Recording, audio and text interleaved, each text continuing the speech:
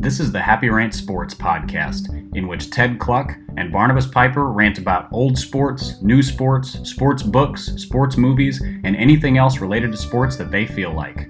Enjoy. Hey, welcome to the Happy Rant Sports podcast. I am Ted Cluck, joined, as always, in studio by my good friend, my partner in sports radio, Barnabas Piper.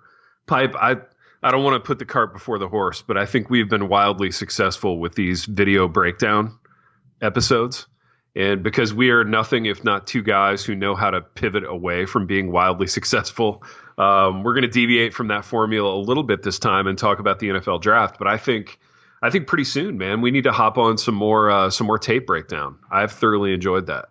So we did get one social media request to do a home run derby. They wanted us to break down the Josh Hamilton home run derby. What was that, like 2008 maybe? Yeah. And I'm reluctant to do a home run derby simply because it's the same exact thing over and over and over and over again. Guy on growth hormone jacking, tape measure home runs. Yeah, and he hit like 28 in one round, which means that it's just like, oh, look, another bomb to right center field in Yankee Stadium. Oh, look, another bomb to right center field in Yankee Stadium. Oh, look, it's just over and over again. So I'm reluctant to do the home run derby, but we'll figure out some options. There are other routes we can go with this for sure. Oh, absolutely, dude. There's no end to like nostalgia and tape. And dude, I enjoyed that dunk contest way more than I thought I would. I mean, I knew I would enjoy it, but it was delightful, man. All the little things about it, the Cosby sweaters, the non-named arena. It was great. And I kind of can't wait to do the consistency like of complete trash judging. Yeah, trash judging. Certain guys getting completely screwed over by the whole thing. But yeah, it was delightful, man. I thoroughly enjoyed it. Another thing, Piper, that I thoroughly enjoy and have enjoyed this my entire life is the NFL draft. And I dare say it might be my favorite NFL thing. I mean, I feel like for me, favorite NFL moments year to year are always the draft, the first preseason game, so like the Hall of Fame game, the first regular season games. I mean, these kind of initial things, I'm always way more into that than I am like the Super Bowl or the playoffs or whatever. Right. But I've always loved the draft, dude, so much that like when I was a little kid, I was a dork. I mean, I was just such a dork, but I had these Mead notebooks that I would fill up with like my own scouting reports. We're talking like grade school here, like 4th, 5th, 6th grade. And the fact that I was unsuccessful with girls at that time in my life is a surprise to no one, I'm sure. But my folks had this real hardcore policy about when I could stay home from school. Like basically I had to be puking and running a fever and the whole deal. Right. But they always let me stay home for the NFL draft. And this is back when the NFL draft was just kind of like daytime fetish programming for ESPN. So the days of the draft, they always let me stay home, man, so that I could track the picks and run them against my my projections in the Mead notebook. That's amazing because especially with parents with those kinds of standards, like your parents are not the types who would have given you like a mental health day. Dude, no. I mean, and nowadays in 2020, you can just be like, oh, I feel a little down. And dude, that's the ultimate trump card, right? I mean, I'm just not sure I feel up for Algebra 2 today. Dude, I never felt up for Algebra 2. If mental health had been a thing in like 1993 when I was struggling with Algebra 2, I would have played that card all the time. But yeah, my folks, man, pretty cool people. The older I get, the more I realize how exceedingly cool they were to let me stay home and watch the draft back when it was just, it was like Mel Kiper, Chris Berman. The presentation was pretty lo-fi. And that's the first thing I want to talk about, Pipe. So I think we texted a little bit about this last year when the draft was happening. The draft was in Nashville. It was on Broadway. It happened to be during a monsoon, but there were still a bazillion people out. And there was still this completely obnoxious, like old man band on the stage. So it was this like, yeah, it was I don't know who the band was, but my guess is it was like the best session musicians in Nashville who got paid an ungodly sum to play like cover songs of, I don't know, like whatever, Eagle songs or something. I don't even know what they were playing, but like it was just like they looked asleep up there and it was awesome. dude, yeah, it was the worst kind of like middle-aged man bar music. You know what I mean? Like I'm just chilling with my bud and my bros. It was that kind of music, that Yeah, kind of free riff over and over. bird. Yeah, exactly. So you had that. You had like Mel Kiper screaming over the top of it. You had the cacophony of 12,000 people who were smashed, like lining the streets in Nashville. It was almost hard to watch. It was like watching a migraine. You know what I mean? It was really aggravating. And so I'm looking at this COVID-19 thing, and I'm looking at the whole draft being basically just, I don't know, like T4G. Is it going to be like John Gruden in his living room making picks, or Jerry Jones and in a office in his house or whatever? But it's going to be quieter, dude. It's going to be a lot quieter, and it's going to be a lot more like it was when my folks let me stay home from school to watch it. And I'm kind of stoked. What are your thoughts on that? Yeah, I think I'm in agreement with you largely. I think the main reason I'm excited is because I'm starving. I'm starving for sports. And I had this very arrogant sense of things when we went into lockdown that like, I'll be fine. I'm not fine, Ted. Yeah. I'm not making it. Dude, I know. I'm absolutely dying. And so I if it was just one person talking for 3 hours announcing the picks, like if it was just my least favorite commissioner, Roger Goodell, saying with the first pick, with the second, I would watch it. I would watch all 3 hours, and then hopefully they interspersed a clip here and there. Like I'm very excited about this thing. Yeah, dude, we're going to lap it up this year. We really are. And I think we're going to appreciate it more because there aren't any other options. So yeah, I can't wait, man. I think, and I wonder if it will be instructive at all to the league to sort of dial it back, because last year to me was like how ridiculous it could get. You know, you had these kids in their purple suits walking out underneath like 50-foot video feeds of themselves, and it was just emblematic of everything that's wrong about sports in 2020, where I think you're becoming one of those idealists we made fun of. Oh, dude, I totally am. There is no chance, not a single chance. You're right. Not a snowball's chance in Scottsdale that they are going to learn anything from this. None. No, you're right. Yeah, you're right. You're absolutely right, Piper. What was I thinking? But I don't want to rain on your parade. I think what this is a 1-year reprieve for those of us who hate the Gong Show, so that we can just love football. Yeah, and then we'll have our batteries a little recharged for next year. Exactly, man. No, you're absolutely right. So let's talk about some storylines, dude. Let's talk about some things that we're thinking about heading into this draft. I'm going to pull up our show notes. This is bad radio right now. So quarterbacks. Who do you like out of this quarterback class? What do you think about Tua? There's a lot of Tua-related conversation. I don't know if you were able to watch his pro day. He had like a virtual pro day at, I think it was at D1 there in Nashville, because it was a Trent Dilfer production. Was it? And there was a lot of great Trent Dilfer quarterback hyperbole being thrown around about Tua's workout and how amazing it was. I watched it. I like Tua. I like his college tape a lot, man. I think he's a really smart guy. I think he's got a really incredible arm. He's good at reading defenses. He's good at doing a lot of that pro stuff that we talk about. Injuries are a concern. He's broken his wrists. He's had the hip thing. I wasn't blown away by the indoor pro day workout, but that could just be me. What do you think about Tua as an investment? Because he's kind of all over the place in these mock drafts now. So I think it was towards the end of this last college season, we were talking about some things, and I said pretty definitively on this podcast that I think he was a better pick than it was also before I knew the extent of his injury, that he was a better pick than Burrow. Yeah. I still like him more than Burrow in terms of upside. I think Burrow's a way safer pick, and I don't think the Bengals will go wrong with them. But right. I love Tua. There's obviously some concerns, but to me, he's the kind of guy who, if a team passes on him because he's a risk, their chances of regretting it are much greater than taking him as a risk and him not working out. Yeah. So, like, say the Chargers at 6 take him. Yeah. First of all, great situation because they're a pretty solid team.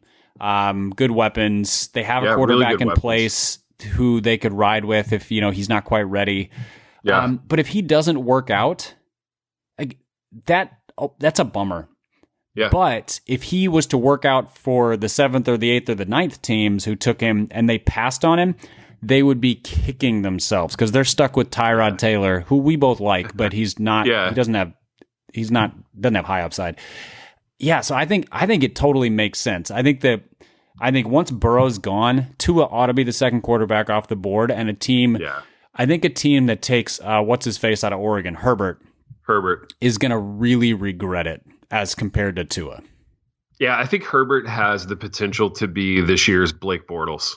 The guy that we get wowed by in shorts at the combine. But I think he's better because I don't even think Bortles was good in college. I think he was fine. Whereas like Herbert had some really good game tape. Like the Rose Bowl was really good.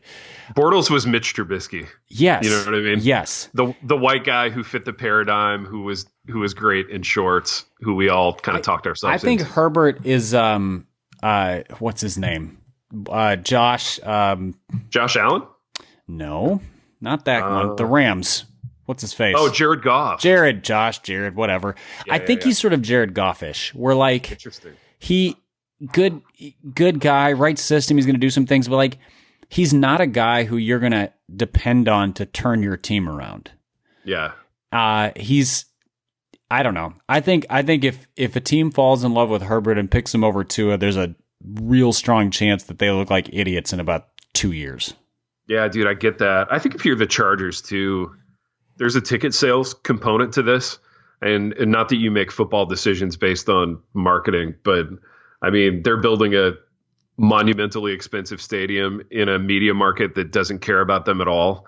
And, not that a Tua or a Herbert is going to move the needle, but I think if their pick comes and goes and they don't draft someone of interest, they couldn't fill that little 35,000 seat soccer stadium they were playing in last year. I can't imagine them filling, a real NFL building. But yeah, they need to do something significant in a lot of ways for their franchise. I like Tua.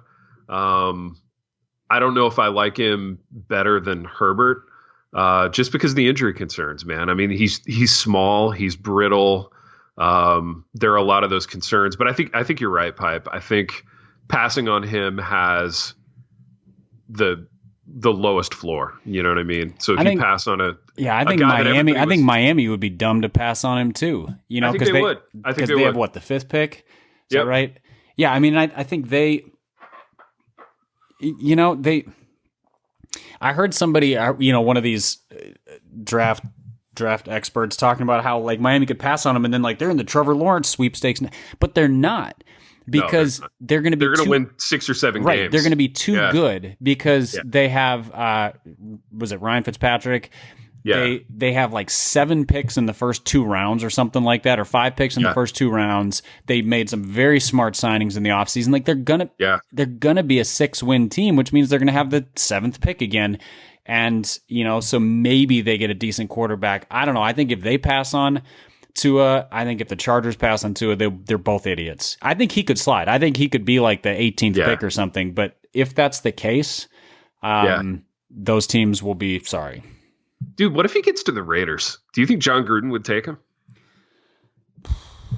He's already got Derek Carr. He's already got Marcus Mariota. Yeah, I don't know how he could because of the investment in those quarterbacks. Yeah. Like I'm just rolling down here. Jacksonville at 9. If he fell to Jacksonville, they absolutely should snap him up. Dude, but they always do the wrong thing. Oh, of course. Always. Jacksonville will for sure do the wrong thing. Oh, yeah. They're going to take like Jonathan Taylor to back up Leonard Fournette. Exactly. I think Tampa could take him. Yeah. Now interesting. I think that would be a dumb move for Tampa because if you pay Tom Brady, your goal is to win. You're trying to win the Super Bowl now. And so getting a future investment's not going to work. Right. Denver could, depending on how they feel about, what's his face from Missouri? Drew Lock, yeah. Yeah.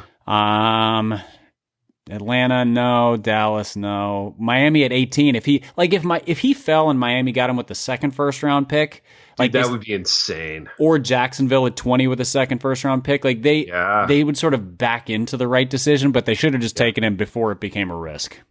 Dude, I'm looking at Bucky Brooks' mock draft right now, and he's got Tua going to Jacksonville at 9. So he has Jacksonville getting Tua, and then an edge rusher, this kid from Iowa. Those are way too smart of picks. Epinesa? Jacksonville will not do that. Yeah, Epinesa. There's no way the Jags will do that. Tua's going to be fascinating, man. I think you're right, though. I think the Dolphins should stay put, not overthink it, grab him at 5, because the Redskins, the Lions, and the Giants aren't going to take him. I don't know. I would not be surprised at all to see the Dolphins do something like trade back and pick up 2 more seconds or another late first and a second or something. I don't know who people are trading up for. Maybe somebody really likes Herbert. Yeah. But yeah, they stripped it down to the studs last year. So if they came out of this with like 6 or 7 picks in the first 2 rounds, yeah, I mean, that really is a franchise-changing draft potentially. Now, I realize we're talking about the Dolphins, and since Dan Marino disappeared, they have been completely irrelevant, but yeah, that'd be pretty amazing. Dude, I've watched some Dolphins tape through this. They actually aren't that bad, besides their offensive line was bad. Their running game was non-existent, which may have been a function of the offensive line. But they could stand to add a running back since they traded away the kid from Alabama that they traded to Arizona. Anyway, I think the Dolphins. Well, yeah, dude, I think the AFC East, the whole conference is really interesting. You know, it could be Buffalo, it could be the Dolphins. The Jets are still a couple years away, provided they can get some pieces around Sam Darnold. But as long as Adam Gase is their coach, they're going to suck. Though he's terrible. He is terrible. He's a quarterback whisperer who has made every quarterback he's ever coached worse. Except he got credit for the fact that Peyton Manning was an all-time great. Yeah, he didn't ruin Peyton Manning, which Peyton Manning was the de facto quarterback coach for the last 15 years of his career. I was going to say, he was the offensive coordinator and quarterbacks coach. Yeah, so I think absolutely Adam Gase is living on a reputation that he did not earn more than everybody this side of the Bill Belichick tree. Most definitely, dude. So as you look at these first rounders, who are you the most excited to watch, regardless of where they go? Like, who's the player that you're like, I can't wait to watch that dude, regardless of where he ends up? Mekhi Becton. Yeah, dude, Mekhi Becton, dancing bear. Talk about Mekhi Becton for those who are unfamiliar with his body of work. And just his body, which is work. His body in general, exactly. So Mekhi Becton is the left tackle for University of Louisville. And I think he's about 6'7". He's listed at 350, which seems about 25 pounds low. Yeah. But he's a freakishly good athlete.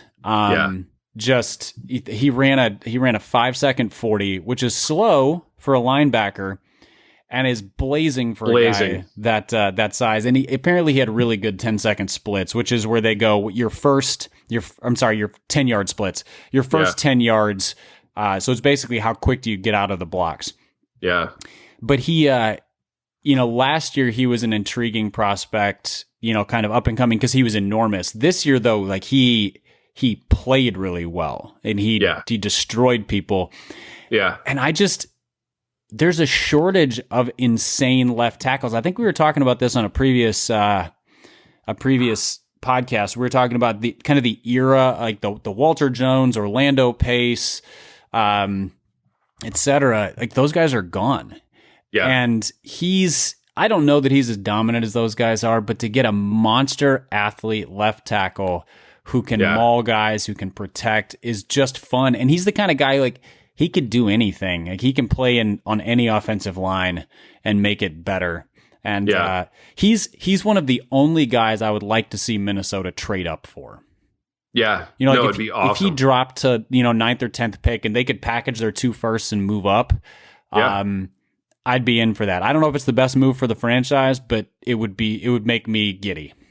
Well, dude, you guys need offensive line help. That's Yes, no, they need you know, they need that's no guards more than secret. tackles right now. But if they Yeah. got him, they can move Riley Reef to guard, and all of a sudden they're a little stronger at that position too. And yeah, they were decent last year, but yeah, he would be very exciting if he ended up on. I would be excited if he ended up on the Vikings. Oh, most definitely, It's man. Yeah. not going I to mean, happen, but it would be amazing. he's an amazing prospect. Speaking of offensive linemen, my O line man crush in this first round is Tristan Wirfs from Iowa. In part because he is from Iowa, and Iowa's had such a track record of putting so many great offensive linemen into the league over the years.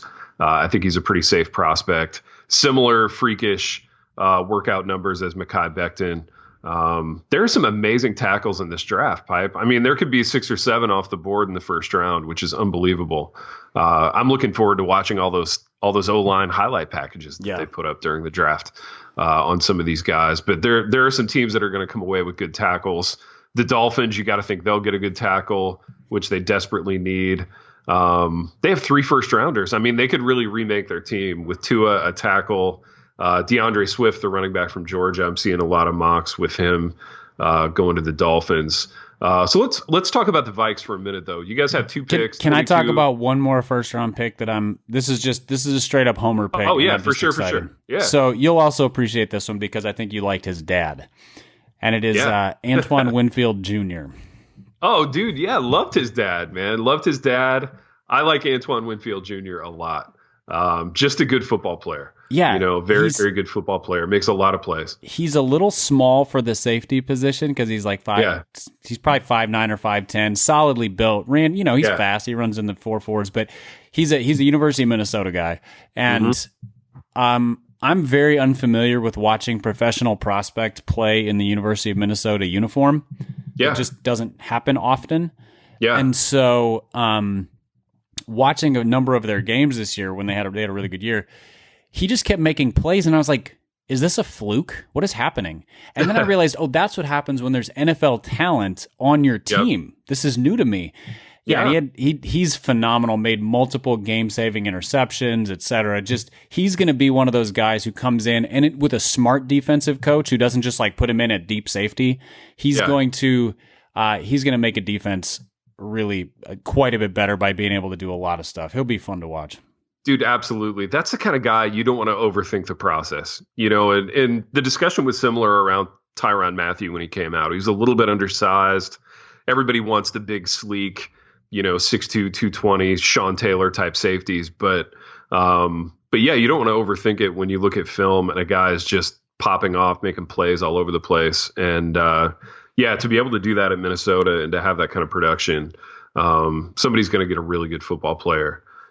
In Antoine Winfield Jr. And it makes me feel just hopelessly old that a guy that I watched not that long ago has a kid coming into the draft. But alas, Pipe, that's the world we live in. It does help that Winfield played till he was like 40. So exactly. Yeah, he finished up a few years ago, and now his kid's about to come in.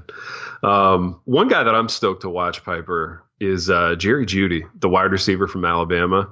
I remember watching Jerry Jeudy's very first, I think it was the first spring game before the season that he was going to be eligible for the first time. And Alabama spring games it's an exercise in watching a bunch of grown men and a bunch of impressive prospects. Yes. But I remember he just tore up that spring game. And I was like, man, this guy's a good route runner. He's big. He's fast. Another one that you don't want to overthink. I'm seeing some mocks with other receivers going ahead of Jerry Jeudy, and they're good players too. But to me, Jerry Jeudy is the plug and play guy at wide receiver. No matter where he goes. I see some mocks with him going to the Raiders, which they need. They need some weapons at wide receiver. It's like they'll for sure get Amari Cooper. Yeah, dude, they'll for sure get one of them. To me, dude, Jerry Jeudy physically is like somewhere between Amari Cooper and the guy from the Falcons from Alabama, Julio Jones. Who's just a freak. He's a big, tall, fast freak. How is it that Alabama has put so many they've put a number of really good receivers into the league, and until Tua, they didn't throw the ball. Yeah, they were they just ran the ball and they threw the ball 20 times a game but they have put some remarkable receivers out there. Dude, they really have. Yeah, they've been receiver U for sure. And oddly enough, a lot of their offensive linemen haven't done well. I mean, for a school that runs the ball so well, and for a school that up until very recently did almost all pro style things offensively, their offensive linemen haven't been great, but their receivers have definitely been good. Do you think that's just because their offensive line is largely, they block in such a way that it's aggressive run blocking and play action passing, as opposed to what they have to do in the pros, which is a lot more schematic and athletic and the RPO kind of stuff and all of that. So I wonder if they're just not set up to be good pros because they're just physically dominant guys who never learned how to block in the current pro style. Yeah, dude, I honestly don't know. And maybe maybe because they run the ball so exclusively at Alabama and they only pass 15 or 20 times a game, they just don't have the pass pro reps in games that a lot of guys have coming into the league. I'm not sure. It's an interesting question though. It really is, because some of these position groups at Alabama, they're just a lock, and quarterback hasn't been one of them. Offensive line hasn't been one of them, but yeah, it'll be interesting to see what this year's crop is able to do. They've got 2 receivers going in the first round though, probably, right? Jerry Jeudy, Henry Ruggs is the other guy, I think. Which is an all-time great name. I don't know if he's a great receiver. He's super fast, but there's been a lot of fast garbage receivers over the years. Dude, totally. Yeah, you're either getting Deshaun Jackson or like John Ross. John Ross, exactly. Yeah, John Ross for sure, man. It'll be a dice roll, definitely. But so, okay, Pipe. The Vikes have 2 first-round picks, 22 and 25. Who are you hoping that they get, or what positions do you hope that they get? I'm either hoping, I don't love these. They're in a good position from a flexibility standpoint. Because if a really good player drops to like 15 or 16, they can, package a second rounder and jump up, something like that. Yeah. Or a future first or whatever. Yeah.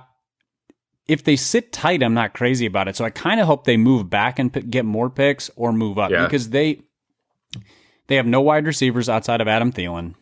Yeah. And they have no cornerbacks at all. They have Mike Hughes, who was a really good rookie and then tore his ACL, and then their other 3 starters all left. Yeah. So their top 2 corners and their nickelback all left. So they really need defensive back help. They need wide receiver help. They need interior offensive line help. And so those would be the 3 positions that they really, really need. And it's a good draft for those at these spots, not interior offensive line as much, but for corners and wide receivers, like they could probably get one of each. I'm interested, like Denzel Mims from Baylor is somebody who I'm intrigued by. And Ruggs is one of the top receivers he's one of the only ones that I would be like, no, don't pick him. I don't think he'll fall this far because somebody's going to fall in love with him. But yeah, I'd be intrigued with Mims. I don't know a lot about the cornerbacks. To me, cornerback has become one of those positions that's so hit or miss. Because guys go from one team to another and they go from being elite to garbage because of scheme. Yeah, that's right. So also, the Vikings don't like to play rookie corners, which doesn't put them in a great spot this year. So I'm not at all excited about the defensive backs. They might be good. I don't know. So yeah, I hope they get a high-end wide receiver, and I would like them to go offensive line and then just figure out the defensive back thing elsewhere. Yeah, no, that makes sense, man. It really does. And yeah, often you don't see rookie corners translating. A lot of those guys need a year or 2 to kind of get used to the pro game for sure. Pipe, what do you think about drafting running backs in the first round? This is kind of a new debate, and it's a bad time to be a running back. It's a bad time to be an elite running back. I think in years past, you would have seen Jonathan Taylor's, J.K. Dobbins, DeAndre Swift, some of these elite guys going in the top 10, top 15, certainly top 20, but we could have a draft with no running backs in the first round. I tend to be more bullish on the running game than most people. So I still like running backs if it's the right person. What do you think about it? So, this is all an analytical thing. Yeah. And I don't mean that snidely, because I think stats and analysis is really important. But as I've listened to it, and then as I've kind of watched these teams figure out should they re-sign the guys who they drafted. So you get guys like David Johnson and Devontae Freeman and others who got a second contract and then kind of fell off the face of the earth. Christian McCaffrey just got a big deal. I think that's probably a smart deal because he's also their best wide receiver. I think so. That's what comes to mind is, one, if you have a top 10 pick, don't take a running back. Yeah. Because just the value of the positions, defensive linemen are more valuable. An elite wide receiver is more valuable. Quarterbacks, offensive linemen, all more valuable. Linebackers and running backs, not more valuable. But if you have like a bottom 10 pick in the first round, it means you get a weapon if he can catch passes. So if he's like Leonard Fournette should not have been a first round pick, period. Oh, Lenny Fornes. Because he was a dominant physical runner, but he's a dominant physical runner who, like we talked about previously, he would have been a star in 1992, not now, because he can't catch the ball. You need a versatile guy. But the thing about the first round is you get a 5th-year option on the guys. So basically, you get the 5 best years of their career at a controlled cost, and then you don't have to re-sign them. So every 4 to 5 years, you draft a guy pretty high, second round or late first, and then it's not smart to re-sign these guys unless they're like Christian McCaffrey and are super versatile. Dude, can I do like a 2-minute defense of Lenny Fornes? Yes. To be fair, I also like him as a player. He's just he's a guy in the wrong era, I think. He's in the wrong era and he's on the wrong team. Wow. It kills me that he's with Jacksonville because Lenny Fornes is a guy who needs to be running behind a fullback with a quarterback under center. I think he would excel in certain places. I wish he would get an opportunity to do that because I think he's one of the great talents that's going to be labeled as a bust, but actually wouldn't have been in a better situation. You know what I mean? And I know you think like if he swapped places with Zeke Elliott. Totally, dude. Because Dallas, like, good or bad, they've put all their eggs in the Zeke basket in the sense that they know that as Zeke goes, the offense goes, and they can do play actions, and they can get Dak Prescott on the move. They can do all kinds of things if they kind of run the offense through Zeke. Now, that being said, there are very few NFL teams who have that approach anymore. I'm just scrolling through this mock draft and I'm looking at all these offenses and they're all primarily shotgun offenses now. But I mean, someplace like Baltimore, Pittsburgh, to some degree, San Francisco. I mean, with a lot of the like power pistol, Shanahan, wide zone kind of stuff. Seattle for a number of years there, although they've shifted a little bit. But like if you put him there instead of Chris Carson, that's a pretty significantly better team, I think. Dude, honestly, the Titans. I mean, in a Minnesota, yeah. Dude, if he could go and play on the Titans in the late 90s with Steve McNair and a fullback and some tight ends, dude, Lenny Fornes would run for 1,600 yards every year.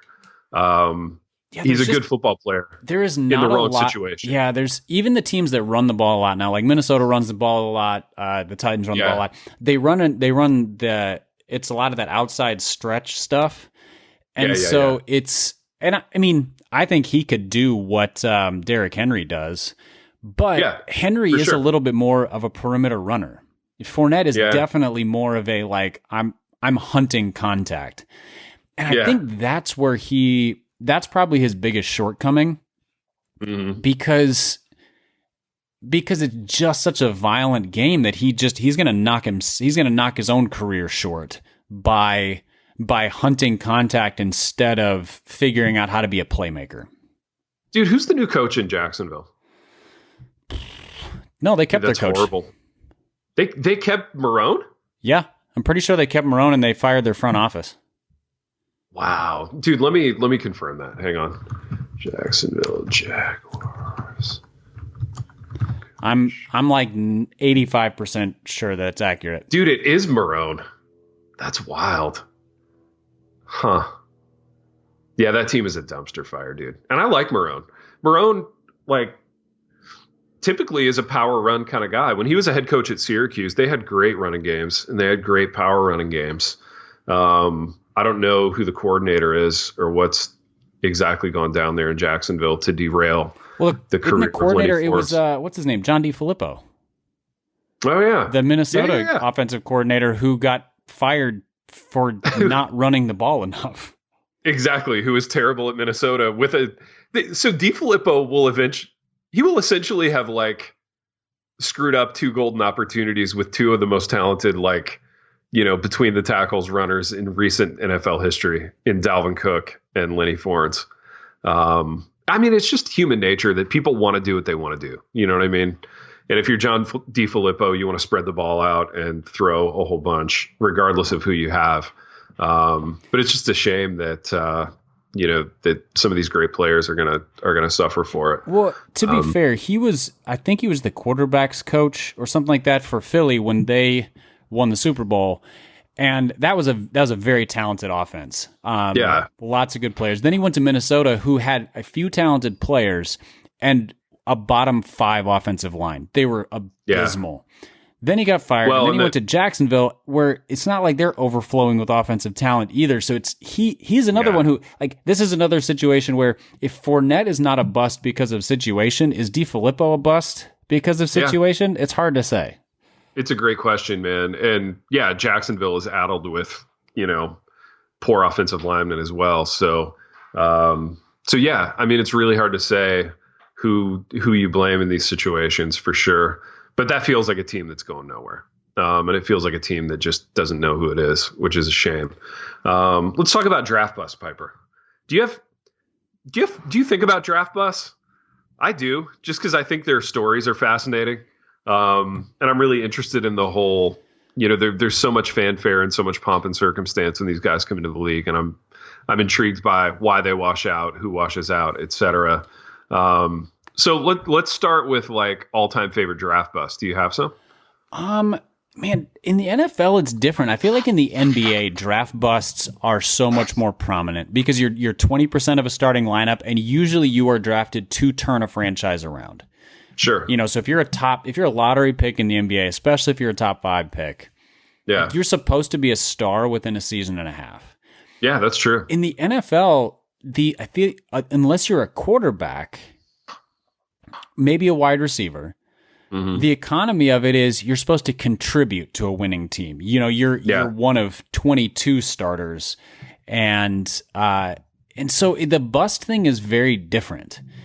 So there are quarterback busts. Like I think Mitch Trubisky is probably the biggest bust in recent history. Yeah. And for 2 reasons. 1, he's a bad quarterback. 2, they gave up an opportunity at much better quarterbacks to take him, and they traded away a ton because I think they could have had Watson or Mahomes if recollection serves. Boy, talk about a kick in the teeth to the Bears fans. Not sorry, guys. But there's just, unless you're a top quarterback, there's not a lot of notable busts. Yeah, I feel like. So, for example, there've been a bunch of highly drafted defensive linemen in recent years who you never hear about now. Yeah. Are they busts, or are they just like, they're solid players? That's fine. It's not what you hope for out of a number 7 pick, but like, they're fine. Like, I think Washington's defensive line has a few of those guys, and you don't hear anything about them. They're just there, but no, neither good nor bad.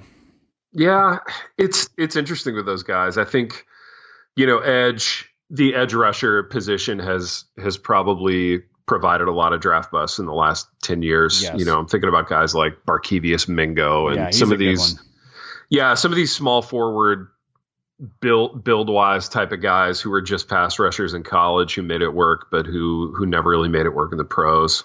And there's a lot of boom and bust on that position.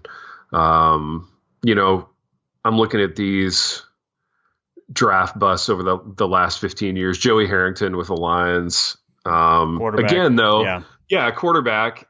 Was that a guy in just a monumentally bad situation? You know what I mean? Like those Matt Millen Lions teams were just generationally bereft of talent. So, getting sacked 7 times a game and, not having anyone to work with kind of do in Harrington more than he should have. Vince Young, dude, now there's a bust. Did you watch? ESPN reran the 2006 national championship game between Texas and USC. Vince Young was unbelievable in that game, dude. See, I think Vince Young was another quarterback ahead of his time. If Vince Young came out now, I don't think he was quite the passer that Lamar Jackson is in terms of. But I mean, Lamar Jackson was a spotty passer coming out, but he put him in today's league with the different rules about contact, the different sort of spread offenses. He's a weapon. But he came into a league when they just it was I formations and 2 receivers and no creativity at all. Yeah. And why couldn't he have been Cam Newton? You know what I mean? Very similar physically.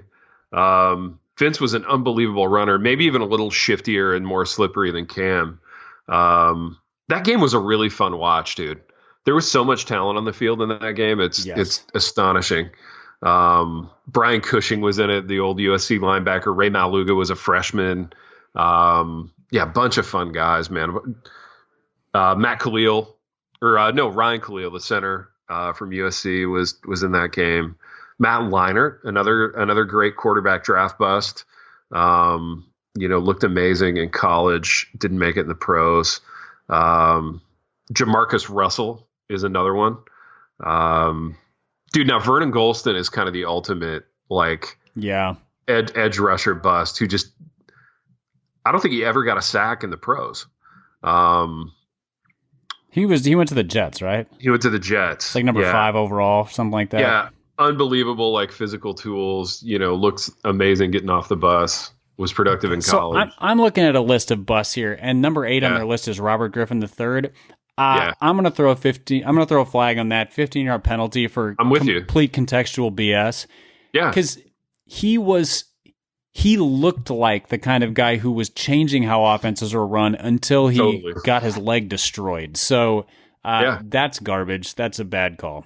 Dude, I hate it when guys who are injury guys get put on these bust lists. Yes. And I got to defend my boy. I do this every year. Brian Bosworth, great football player, was on his way to having an incredible pro career. Then he blew out both shoulders and washed out of the league. But it was injuries, not a lack of talent. And I think it's the same thing with RG3. Dude, his rookie tape is unbelievable. He was a freak show. He was burning the league to the ground. And then he got injured, and of course the narrative changed. But yeah, I think it's unfair to put a guy like that on a list like this. It's just not. It's just lazy, to do that. Dude, you know who was a bust? Huge bust. Trent Richardson. Remember him from Alabama? Oh yeah, that's a great call. Yeah, he was. He was absolutely a bust.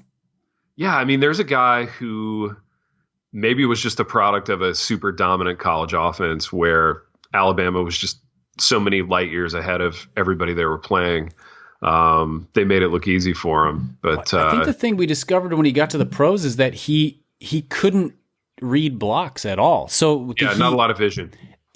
At Alabama, they were bigger and meaner, so they would open up monster holes, and then he had the athleticism to make guys miss or run through a tackle, but he couldn't read a block to save his life.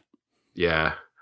Dude, so looking at this year's potential crop of first rounders, who do you think has the most bust potential?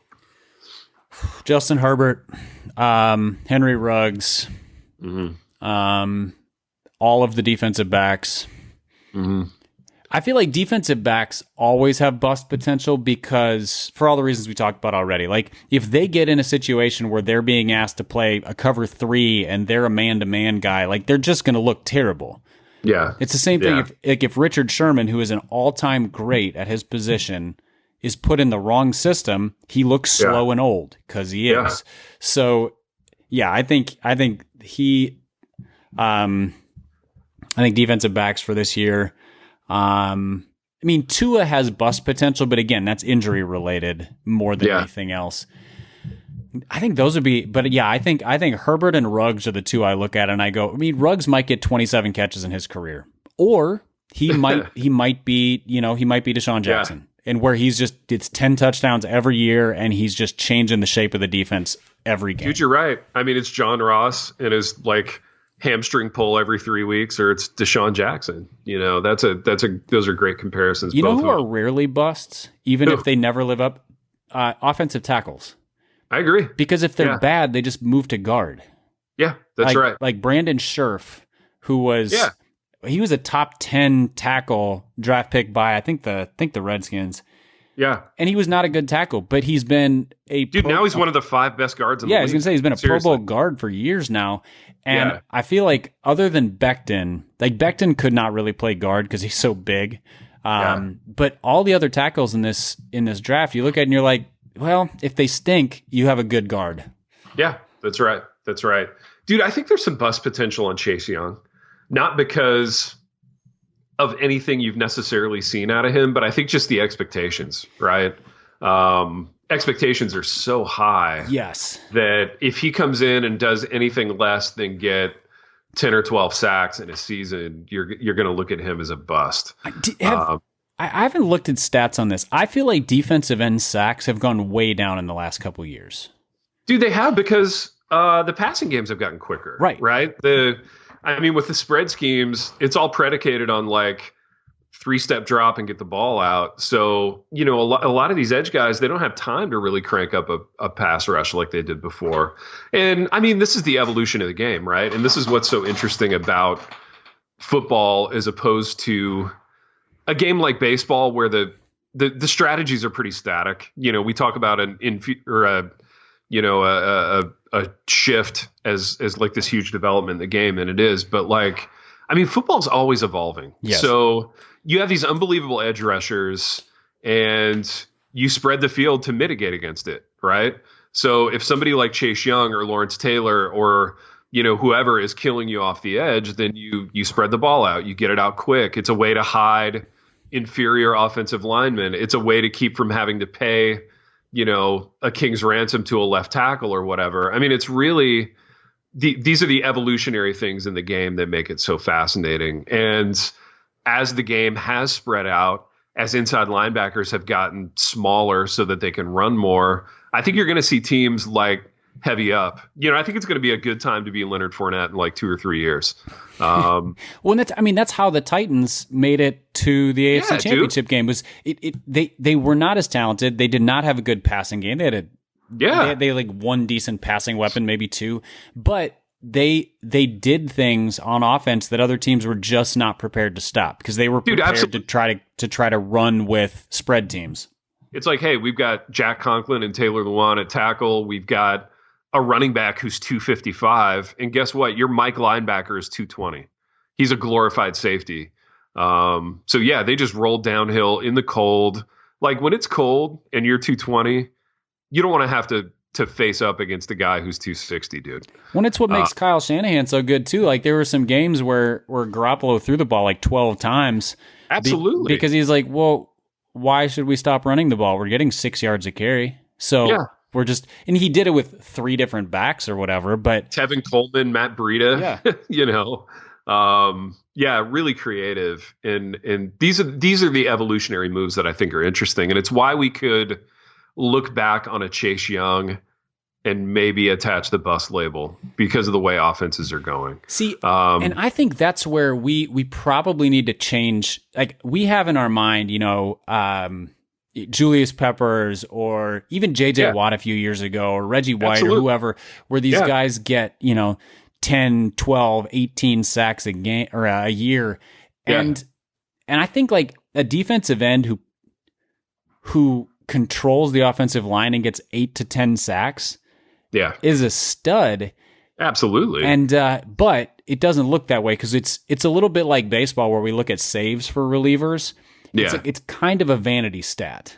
Oh, absolutely. Whereas there's a whole bunch of other metrics that show how dominant a guy is, and saves are like, well, he was just the last guy in the game in a win.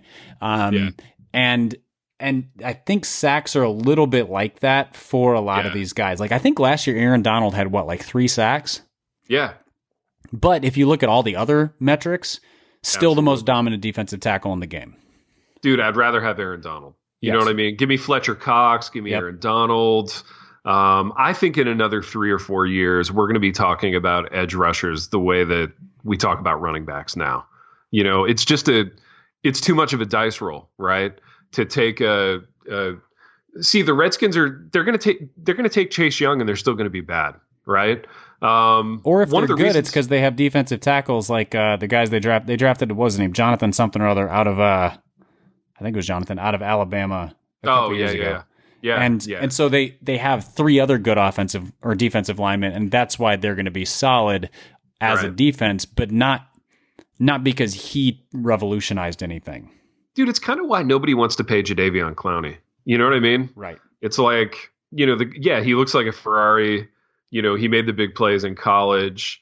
But even watching that game that I was texting you about the other night, the 2009 Packers-Vikings game, it was Favre's first time playing against his old team. Watching, like, early career Clay Matthews, mid-career Jared Allen, like, they were just pinning their ears back every play. Yep. And these quarterbacks were taking 7-step drops, these long developing downfield plays. I mean, it was a great time to be an edge rusher. You could just feast because you knew what your job was.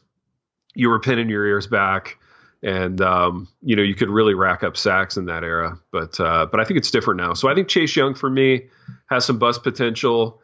Isaiah Simmons only because his role isn't exactly clear. Yeah. And I think we live in a world where, you know, like we said before, defensive tackle, corner, safety in some cases, these are the sort of measurable glamour positions on the defense. And a guy who's an off-ball linebacker who doesn't necessarily rush the passer and doesn't necessarily have a well-defined role on the back end, he could end up like Jabril Peppers, you know, just kind of one of these guys without a position who's sort of stuck between linebacker and safety. Yeah, they talk about positionless football, and that's great if you have Bill Belichick coaching your defense or Kyle Shanahan coaching your offense.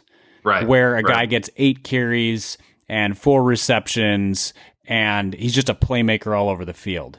It's not great for most of the coaches, though, because most of the coaches are like, I just want a weak side linebacker, which then makes somebody like Simmons less valuable because he's not dropping into coverage. He's not blitzing. He's just like in his area doing his one specified thing.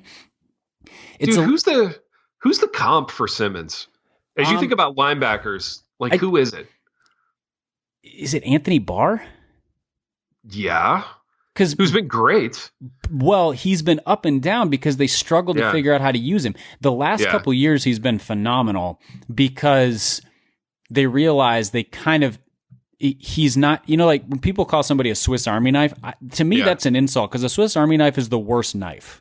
It's bad at it's bad at everything. That's true. It's a mediocre knife in like 9 different ways. Yeah. But they figured out that they're like, oh, he's a phenomenal blitzer.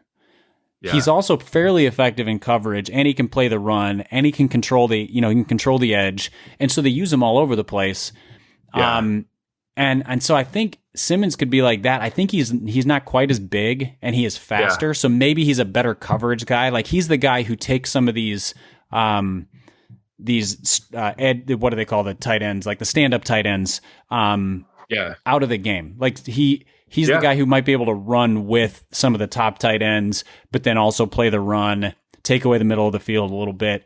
So, but I think that's a defined role though. Like I like him as like a Jared Cook neutralizer or a Darren Waller kind of neutralizer, a guy you can put on one of these flex tight ends and say, cover this guy. I do like him as that. And I think the difference between him and some other guys is that if you line them, if they were playing whoever he's on, they go play the Titans.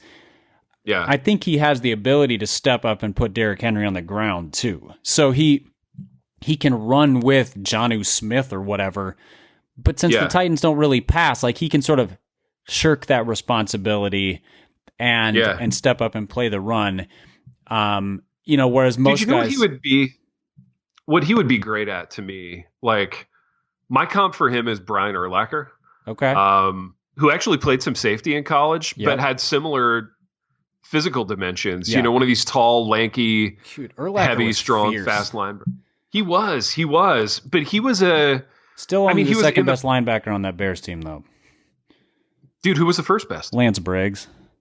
Lance Briggs was nice, man. Lance Briggs as a traditional linebacker was disgusting. He was so good. And Lance Briggs was more of a like rip your face off guy too.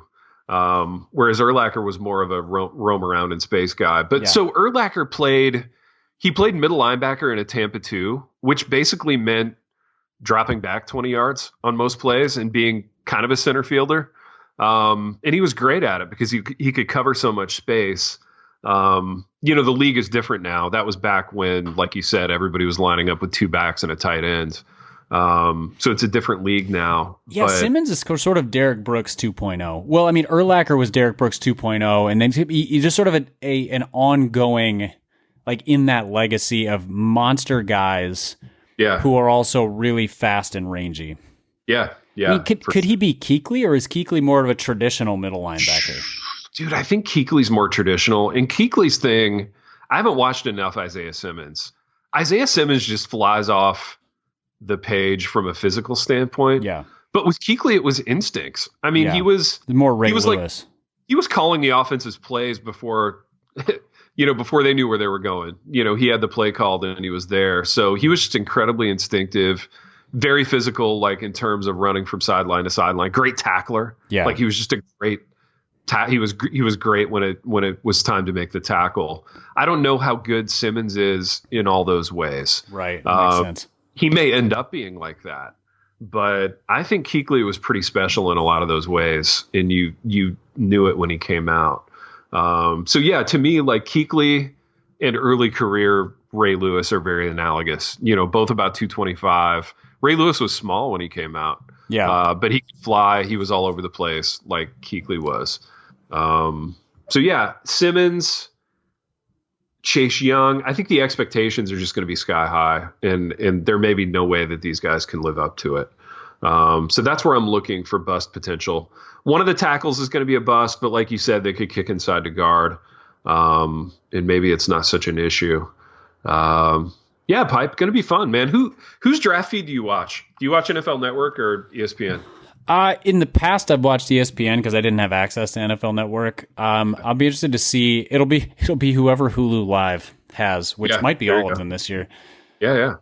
Nice. Are there any like mid or late round prospects? I realize it's not like we're draft next, so maybe we haven't gotten this far. But just names or guys you watched in college. You're like, I have a Jones for this guy. I want him. Dude, to I actually do have one. It's AJ Dillon. He played running back at Boston College. He's 6 foot, 247 pounds, ran a 4.53, was like freakishly productive at Boston College. I think he started all 4 years or parts of all 4 years. He's one of those guys that could be had in like the third or fourth round and end up being, I don't know, a Leonard Fournette, a James Conner, just one of these really productive, pound it inside kind of guys that I love. Like if it was 1992, I would build an offense around A.J. Dillon. So he's the kind of guy that a smart offensive coach is going to take and not say we're going to give you the ball 25 times a game, but like he's going to be in their heavier packages and against certain matchups is going to destroy. Dude, I think he's going to be really good. And one of the things that kills me about people who scout running backs in 2020 is that they get dinged for getting the ball too much, basically, in college. But people forget that like Walter Payton, LaDainian Tomlinson, Emmitt Smith, these guys all had a zillion carries in college because they were the best player on their team and it wasn't even close. Yes. And yet when guys come out in the draft, it's like, oh, he's got a little, he doesn't have much tread left on the tires. He had 300 carries in college. And it's like, give me the guy who was his best college player. You know what I mean? Yeah, I want that guy. Also, that's 300 chances to figure out how to read a block, to figure out what is your spin move, your stiff arm, your whatever, your instinctive moves in space. Football is a game of reps, right? And you get better with the more reps that you take. And I'm bullish on A.J. Dillon. I think he's going to be a steal, third or fourth round, kind of mid-round running back. Who do you like, Pipe, in that like sleeper category? So I'm going to go another homer pick here. Tyler Johnson. Okay. He's a wide receiver from Minnesota. So two reasons I like him. One, I'm going to give the purely emotional reason, and then the second is the football reason. So That's okay. He played quarterback in high school at Minneapolis North, which Minneapolis City football is not good football. Yeah. I went to Minneapolis South, so rival school of theirs. All the schools in our conference were bad. The best school in our conference got hammered by suburban schools. So he led them to, I think, runner-up in state as the quarterback for that team. And it's one of those schools that is an urban area that's declining. I think they may have even merged it with a different school since then. All of the good athletes in that area go open enrollment at suburban schools, except him. Sure. So he's the only Minneapolis City football player that I know of who has made it to the NFL draft in my lifetime. Interesting. But then in Minnesota, he switched to wide receiver and just got better every year. Broke most of the receiving records for the school: receptions, touchdowns, yards, etc., or at least is in the top 2 or 3. And he's probably 6'1" or 6'2", just over 200 pounds. So just like Anquan Bolden build, great, improving route runner, just various times just put guys in spin cycles on double moves, really good contested catch guy. Not sure how fast he is, but he seems like one of those guys who could be like a Tyler Boyd or something like that, where like he develops into a really good wide receiver too, in the right situation. And he knows what it takes to continue to improve. So I think he's one of the guys who I would love to see the Vikings take a flyer on as well, because they need wide receivers. He's a hometown guy. And I think he will figure out how to be a productive NFL player. And he's a fun guy to watch too. I like it, dude. I like it. That would be sweet. Well, Pipe, we've done what we always do on this program, in that we've wandered to and fro throughout the NFL draft. I'm looking forward to watching it. I'm sure we will be texting each other back and forth that night. I know that my kids' weirdo school isn't going to decide to have their fundraiser the same night as the NFL draft, which they did 2 years ago, because we can't go anywhere. So one upside to this thing. But Piper, hang in there, baby. I can tell you're a little glum, and I think I am too. I need sports so bad. Like I'm in this is full wearing on on both of us. Dude, so let me give you a little assignment. Okay. Find our next video breakdown thing. All right. Whether it's an all-star game or some baseball thing or just something from the NBA that we haven't done, find our next video breakdown. We will do that next and make ourselves feel better. I've got a couple baseball ideas in mind, listeners. So we're nice. I'm going to work on those. Dude, I'm missing baseball. I know. So much. I'm so ready for it. I'm so ready for it. I saw that some like professional league in Taiwan started playing without fans, and I don't know. My heart leapt, man. It made me hopeful that we might get there at some point this summer. Almost became a fan of Taiwanese baseball the way you are of the CFL.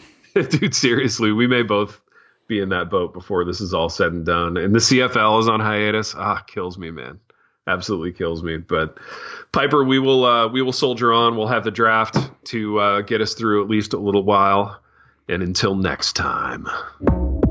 The Happy Rant is brought to you by Resonate Recordings. If you go to resonaterecordings.com, you can see the full range of services they offer. So if you're considering starting a podcast, they are the ones we recommend going with. Again, go to resonaterecordings.com to see their prices, to connect with them and ask any questions, and to see what they can do to help you launch, edit, master, and improve your podcast. Again, go to resonaterecordings.com to see what they can do to help you launch and improve your podcast.